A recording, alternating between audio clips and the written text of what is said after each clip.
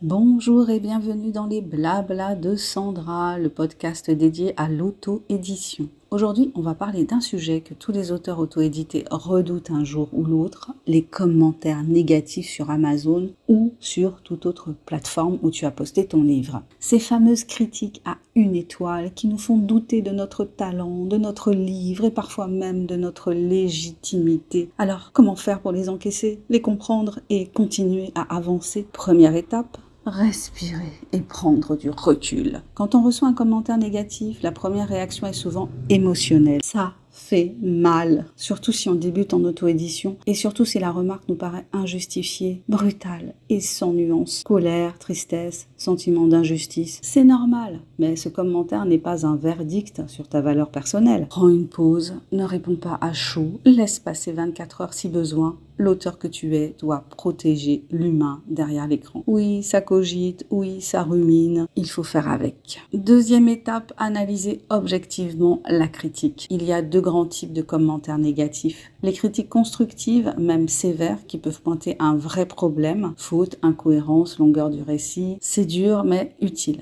Prends des notes, tu peux t'améliorer. Et puis, il y a les commentaires injustes, méchants, voire absurdes, du style « vite lu, vite oublié », du style « mauvais » ou « très déçu ». Cela ne mérite pas ton énergie. Ton texte ne peut pas plaire à tout le monde. Tu penses y avoir mis de l'émotion et un lecteur te reproche d'en être dépourvu? C'est le jeu. On ne parvient pas toujours à faire entrer les gens dans notre univers, dans notre façon de voir le monde. Chacun a sa sensibilité particulière. En général, quand on a fait son travail d'auteur indépendant correctement, les commentaires de 5, 4 et 3 étoiles sont les plus nombreux. Les 1 et 2 étoiles sont moindre. Sur Amazon, depuis quelques temps, on n'a plus besoin de rédiger un commentaire pour laisser des étoiles. Il me semble que les gens qui ont apprécié un livre prennent davantage le temps de le défendre, tandis que ceux qui ne l'ont pas aimé se contenteront souvent de laisser une étoile lapidaire. C'est l'impression que j'ai, vous me direz ce que vous en pensez. Troisième étape, protéger sa confiance d'auteur. Un commentaire négatif n'annule pas les commentaires positifs. Il fait partie du jeu. Même les plus grands auteurs ont des lecteurs qui les détestent. Va faire un tour sur une plateforme et lis les commentaires laissés pour des ouvrages devenus des classiques. Tu verras. Ou bien, lis les commentaires négatifs des livres des auteurs qui vendent le mieux actuellement. Eh bien, ces retours négatifs ne les empêchent pas de poursuivre leur travail d'écrivain. Il faut se rappeler que les avis tranchés et divergents peuvent attirer l'attention et donner au lecteur potentiel l'envie de se faire sa propre opinion.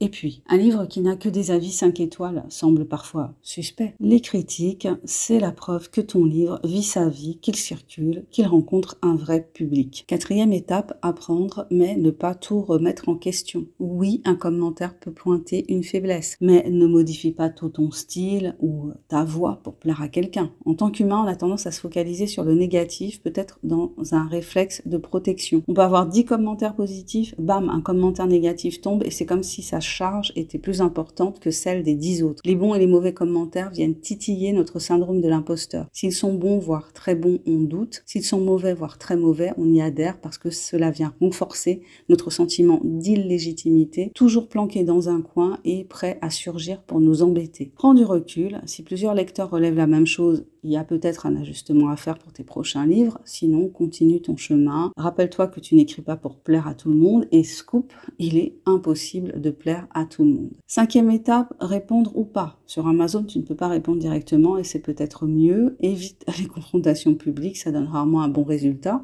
Si une critique te semble vraiment injuste ou mensongère, tu peux signaler l'avis à Amazon. Sinon, garde ton énergie pour écrire le prochain chapitre de ton parcours d'auteur. Conclusion, chaque critique est une boussole, on peut la voir comme ça, mais pas un coup près. Les commentaires négatifs ne marquent pas la fin de ta carrière d'écrivain. Ce sont des balises un peu obligatoires sur le chemin. C'est parfois désagréable, parfois utile, parfois sans intérêt. Rappelle-toi pourquoi tu écris, pour partager, pour créer, pour toucher quelqu'un. Et si un commentaire négatif te fait douter, relis tes critiques positives. Tu peux aussi relire ton manuscrit. Tu peux aussi te souvenir de la fierté que tu as ressentie le jour où tu l'as terminé. Il y a certaines personnes qui conseillent de ne pas lire les commentaires 1 étoile, mais de lire plutôt les 2, 3, 4, qui sont en général plus argumentés, qui sont en général plus constructifs. Bon, à voir. Merci de ton écoute À très bientôt pour un nouvel épisode des Blablas de Sandra. Commente si tu l'oses,